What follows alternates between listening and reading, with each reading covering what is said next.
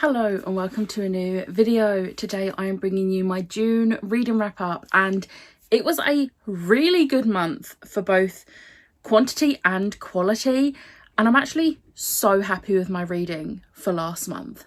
So whilst I did DNF one book, I completed 18, and that's a total of 6,189 pages, and I listened to 46.5 hours of audiobooks, which is a lot. I was very much on a read and listen at the same time hype again this month, which I've found is possibly my favourite way of reading books. So that's interesting.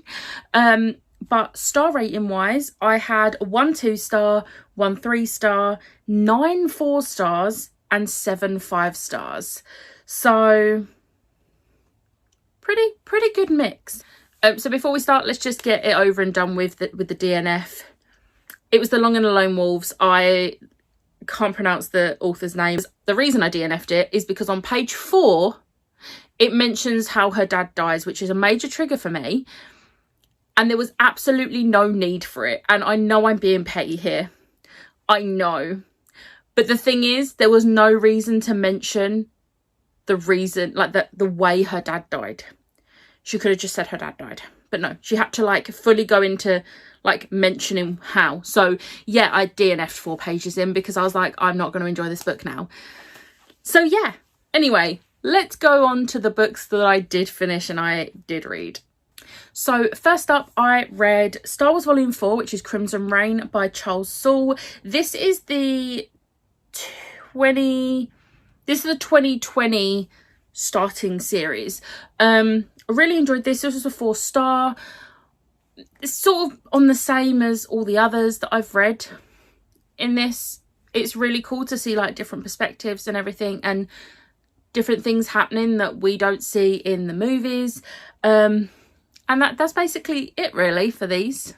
Next up was The Little Tea Shop in Tokyo by Julie Kaplan. That's it. I've read all the Julie Kaplan books that are currently out. I think the newest one has just come out, so I'm now back to not having read everything. But I've read everything apart from the new release one, which is great. This was a 4-star. This wasn't one of my favourites, but it definitely is sort of like in the middle of all of the Julie Kaplan books. So I'm very happy. I have not read these in the order at all, because when I started reading them I didn't realise there was an order to read them, and I feel like maybe I would have enjoyed certain ones better if I had read them in an order. But it's fine, it's too late now anyway. But yeah, the first one is still my favourite, because the first one is The Little Cafe in Copenhagen, and that still remains to be my favourite one from the Romantic Escapes series. So yeah, I'm very excited to read the new book. Next up was Something is Killing the Children Volume 4 by James Tynion IV. This was a 5-star. This was a flashback episode, I'm going to call it. So Volume 3 ended, and then this one, I thought it was just the very beginning was going to be a flashback for us to get like an insight into how Erica ended up doing what she does. But this was a full backstory of how she ended up doing what she does.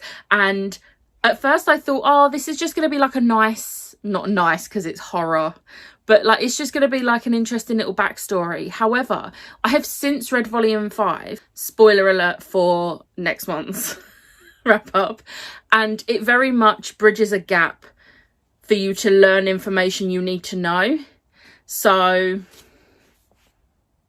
I'm still obsessed with this. If you like, even slightly like horror, give this series a go. Next up was Swordcatcher by Cassandra Clare. I'm not going to be that person that holds up... No, I am. I'm going to be that person that holds up 2 different arcs, because I still cannot believe this is a thing that exists in my hands. So I didn't know I was getting this until I went to the event. But I got this and I read this and I tabbed this and I loved this. It was a 5-star. It was so great to see something new from Cassandra Clare that's nothing to do with Shadowhunters and that's completely written by her. I have read the Magisterium series, which she co-wrote with Holly Black, Absolutely love that series, but it's not entirely her series because she wrote it with someone else. This is something completely fresh, completely new. It's whilst Shadowhunters and Magisterium are set in our world, but they have like magical elements. This is a completely fantasy world, completely new world that she has made herself, and it is so good. I'm gonna be honest, I've seen a lot of people reading the synopsis and automatically thinking this is a Dark Shade of Magic ripoff. I'm not listening to anyone who says that until they've read this book, because, and I'm not saying you have to read this book, but you can't just assume, because reading this book, I was a bit worried going into it after seeing loads of people say that and making that connection. I was very worried that it was going to be like that, but I've read it and it's not. Like, it's not. The thing with fantasies is you do get some similarities. But her writing is completely different to Schwab's. Her world is completely different to Schwab's. For one, Schwab's is set in London. Yeah, it's an alternative London, but it's still London. This isn't. This is a fantasy world. I could rant about this for ages because it really annoyed me that people are automatically just thinking it's a ripoff when it's very clearly not. And this has happened in the past with other books, not Cassie Clare books, but I can't remember what it was, but there was a book series that come out and people automatically was like, oh, this is a rip-off of Six of Crows. And then people started actually reading it, realising, no, it's not. So, yeah, it was a 5-star. It was amazing. I am obsessed with the characters. Connor has my heart. I love Connor so much. Next up is 3 volumes of a different Star Wars graphic novel series. So this is Volume 2, Showdown on the Smuggler's Moon. Volume 3, Rebel Jail, and Volume 4, Last Flight of the Harbinger. These are all by Jason Aaron. These are part of the series that started in 2015. It's set in the same time as the Charles Soule ones, but they're very different. The same things have not been happening. I'm shocked I'm not getting confused between them, but I'm actually doing pretty well with reading both alongside each other. And they were all 4 stars. I really enjoyed them all. Like with the other one, there's nothing really to say other than it's a fun time seeing things happening that you don't see happen in the movies and getting a little bit more of an insight in the time between movies. And I'm going to be continuing them. Next up is one that has been intimidating me for 3 years. And it is To Sleep in a Sea of Stars by Christopher Paolini. Friends, this was a 4-star. It was almost a 5-star. I really enjoyed this. So I had the audiobook and I also had the ebook, and I really enjoyed reading it that way. I loved the characters. It wasn't funny, but there was a character that had these puns every so often. It wasn't overdone. It was the right amount in the right moments. And I really liked that little touch because it's not supposed to be a funny book, but it had its moments because, let's be real, if I was in that situation, I'm someone who always has puns. So I would be that person randomly saying something and being like, yeah. But I loved the found family aspect of this. I did not know it would have a found family aspect going into it. But now, if ever there's a readathon that I'm doing recommendations for and there is a prompt for found family, this is being recommended because it's a really, really good one that you don't expect. I will say there was a little bit of kind of body horror and torture. It wasn't super explicit, but it also... It's an adult book, so, you know. But besides that, which I was shocked I was okay with, I really, really enjoyed this. And I'm just going to keep recommending it because I cannot believe it took me 3 years to read it. But I finally done it. The most intimidating book on my TBR, and I've done it. Next up, we have Ocean of Blood by Darren Shan. This is the second book in the saga of Lawton Crepsley. I buddy read this one with Ash like I did with the first one. I actually enjoyed this one a lot more than I did the first one. And I'm very excited and intrigued to see how the third book goes because I honestly have no clue. But we got introduced to a character in this that we know from the Darren Shan saga, which obviously is set like 100 or 200 years after this. So it was interesting to see how Lawton meets those characters. And yeah, I just really enjoyed this. I think I forgot to say it's a 4-star. Next up, I read The Captive by L.J. Smith. So I'm holding 2 books because half of the book is in volume 1 and half is in volume 2. This was my 2-star. I hated it. Like, absolutely with a burning passion. So there's the whole cheating trope in the first book, and it just gets worse in this one. And I didn't think that was possible. And then there was a whole thing unrelated to that the mean girl witches do that made me so uncomfortable. And it was so unnecessary for it to be done that way. And even the fact that I know these were written in like the 90s, I can't pass up the fact of how uncomfortable it made me feel. And I was just like, nah. The only reason I'm reading these, I've got this much left. I've got the 3rd book to go, and then these are going because I have not enjoyed these books, and I'm really sad about it because I loved the show. Next up, we have Greater Good by Timothy Zahn. This is the 2nd book in the Thrawn Ascendancy trilogy. This was a 5-star. I really enjoyed this. I once again was blown away by the narrator of the audiobook as well, because he just honestly sounds so much like Lars Mikkelsen, who voices Thrawn in Star Wars Rebels. I'm just fully blown away. But this was really interesting to see. We saw a different side of Thrawn in this. We saw him more like, I wouldn't say caring,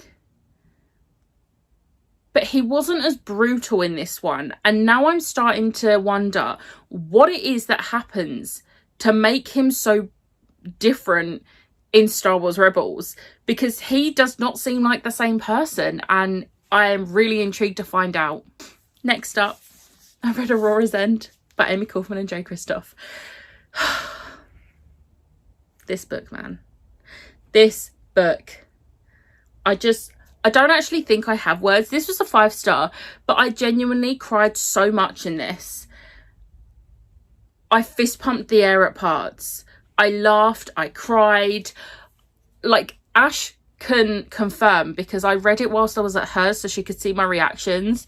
And I just, like, there was a whole section near the beginning. I was so confused. I was like, I have no idea what's going on. And you are supposed to feel that way. So they did it right. They wrote it amazingly. I loved everything about this, even if it hurt me a lot. Next up is Imogen, obviously, by Becky Albertalli. This was a 5-star. And this is definitely going to be on my favourites list at the end of the year. I don't know where in the list it's going to be, but it's definitely going to be on my favourites. This book blew me away. I have no faults with it whatsoever. It made my Buy a Little Heart happy. It made me so angry at parts because of how Imogen was treated, and especially knowing that some of those things have happened to Becky Albertalli herself. And it makes me so angry for people like her who have had these things happen to her. And I'm just like, it broke me. But I finished the book and I was just crying because I just felt so seen by it. And even now, I'm almost crying talking about it. So I'm going to stop talking about it. But I absolutely loved this book and it just made me so happy. Okay, let's stop crying over that book now. Next up was Light of the Jedi by Charles Soule. This is the first in the High Republic series. It has begun. I have finally started the High Republic series. I'm very happy with this. This was a 4-star. I very much enjoyed this. I was very confused in bits, I'm going to be honest. And I don't know if you're supposed to be. I think it's because this is set so I think this is set like 100 or 200 years before The Phantom Menace. So it's very new. There are no characters. Yoda is mentioned because we know Yoda's like 1 million years old. He's not that old, but you know what I mean. I'm exaggerating. Yoda is mentioned, but apart from that, there are no characters that I can familiarise myself with. And I think that is why I kind of, not struggled, but like, I think it's why it couldn't be a 5-star for me, because I just didn't have that connection with the characters like I have in other Star Wars things that I've read. And I also don't think it helped that I had the audiobook as well, But the thing with the audiobook, it has sound effects in and music in the background in some parts, which usually doesn't bother me. However, at some parts, the music or the sound effects was so loud, it was drowning out what the narrator was saying, and I just couldn't enjoy it as much. I'm going to be honest, I returned the audiobook, and I don't think I will get the audiobooks for the other books in this series, because if they're going to be the same, then I might look at the reviews, because afterwards I looked at the reviews of this one and I was like, oh, I should have done this sooner, because everyone was saying in the reviews the music was really distracting and unnecessary, and I was like, oh, I should have looked at this first. But yeah, I'm very excited to continue with the High Republic series. Next up, we have The Shadow Cabinet by Juno Dawson. This was a 5-star. This was just, it blew me away with how incredible it was. I buddy read this with Catherine, and I had the best time reading this, and I think it also helps that me and Catherine were like messaging each other our thoughts and everything, and I just had so much fun reading it.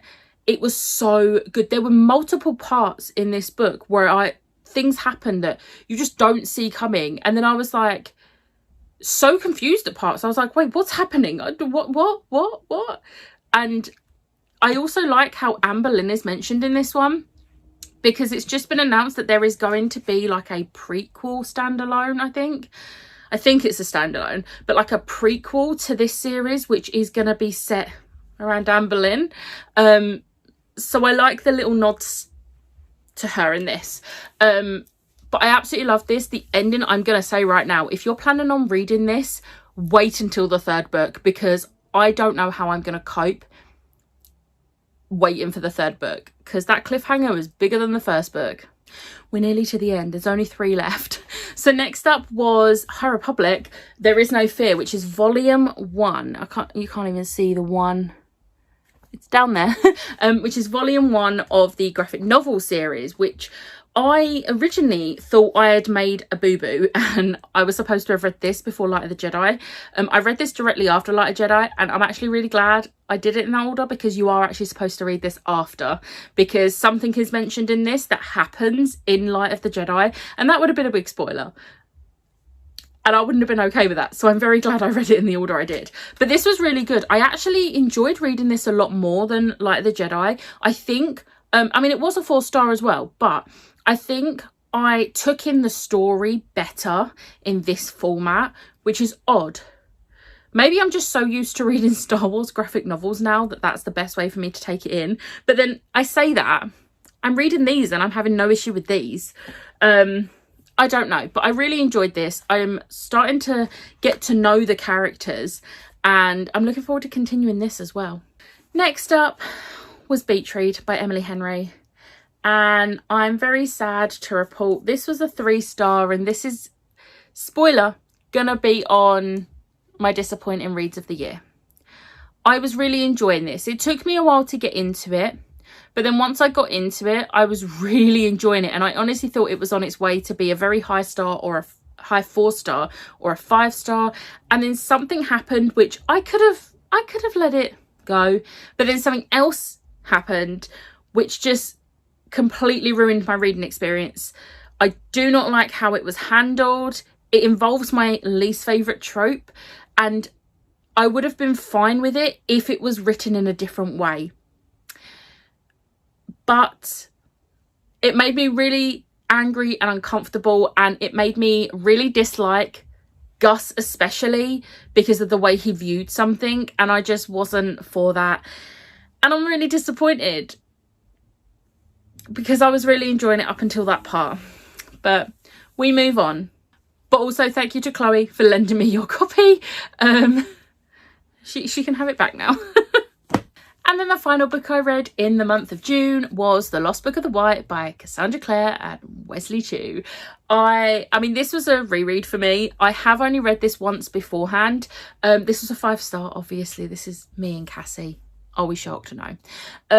I really enjoyed rereading this because I actually couldn't remember a lot of what had happened in this one, where I've only read it once, compared to the other Shadowhunters books that I've read like 3 or 4 times. And it was really interesting to reread this one and like just jog my memory on what happened. And it's made me even more excited for the Black Volume of the Dead, which is book 3 in the Eldest Curses trilogy. We have no release date for it yet, but I'm hoping it's like next year maybe. I don't think it will be because she's started releasing Swordcatcher. But the second book in that series, the release date for that isn't until 2025. So I'm hoping we maybe get this third book in 2024. Might be asking for too much, who knows. But really enjoyed rereading this, had such a fun time. And there wasn't much crying. There was a few like tearing up bits until I got to the short story at the end, which is like a bonus story involving Tessa and Jem, and I completely forgot about this short story and I was just crying for most of it, and it was only like 6 pages. So yeah, but I absolutely loved this. So that was all the books I read in the month of June. There was a lot there to get through. I'm shocked that this video is not longer than it is. So it's going to come to no surprise, my favourite book of the month was Imogen, obviously. This book owns my heart and it is currently in tied 3-way between this, Spellbound and Love Theoretically over what's going to be my #1 book of the year, and I don't know how to process this information, so I'm not going to right now. But let me know in the comments what your favourite book you read in the month of June was. I hope you enjoyed this video. If you did, hit the like button, hit the subscribe button, and I'll see you next time. Bye!